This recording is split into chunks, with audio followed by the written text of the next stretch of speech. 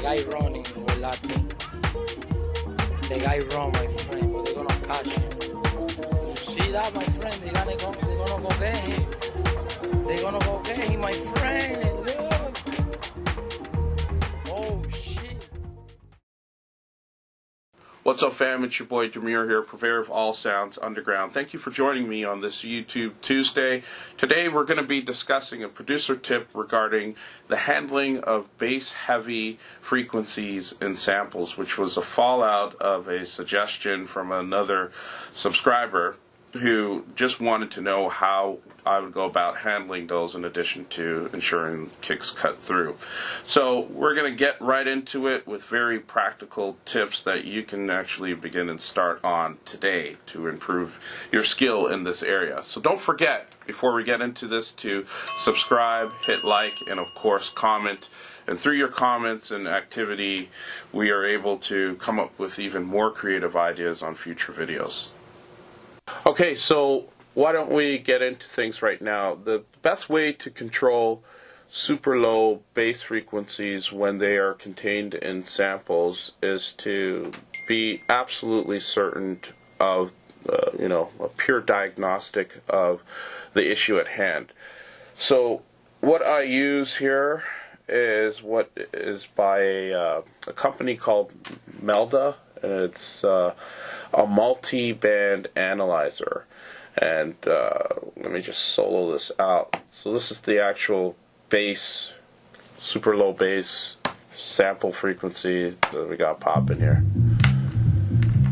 And if you're wearing earbuds or in your studio, you should be able to hear this much better.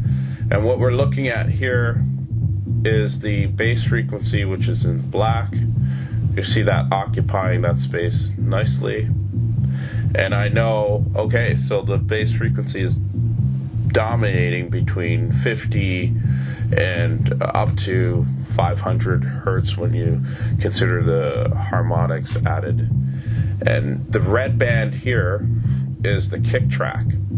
So I left that there so you could see how I made my decisions in terms of EQing things after I diagnosed where the bass frequency in the filtered sample is sitting. So I can actually take it out with this tool, and now I'm just seeing the pure bass and what it's doing against the frequency spectrum. So it's really nice that we could see what is actually occurring with that particular bass sample.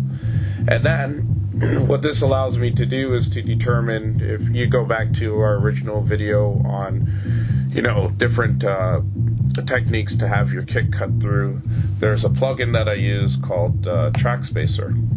And here we have it. So now that I know where the bass frequency is and where I want my kick to cut through, I know it can comfortably cut through around the 50 hertz mark in terms of the punch.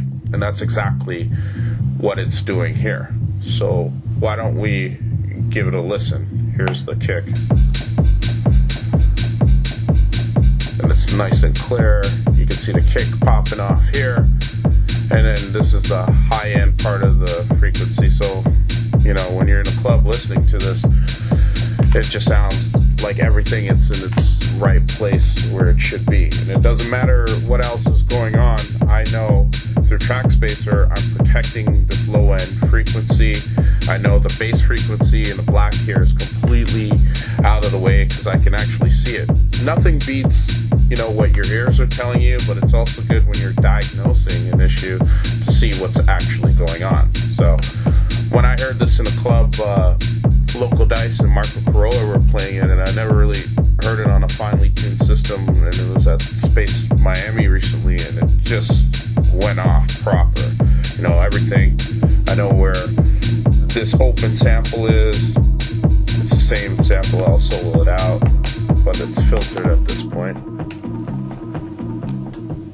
Let's scroll up. I'll let it rock a bit more.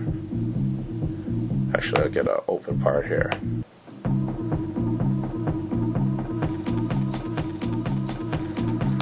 It all just comes together. So here you go.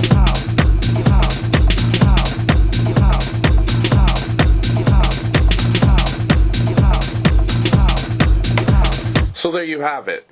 So the first tip is to make sure you diagnose the issue. I use Melda multi-analyzer just to see what the bass frequency or super low bass frequency sample is doing across the spectrum, and then I just weigh that against where I want the kick to cut through. And as you see it visually, just make sure that you have the kick ducking against the bass to ensure there's no conflict or collision there.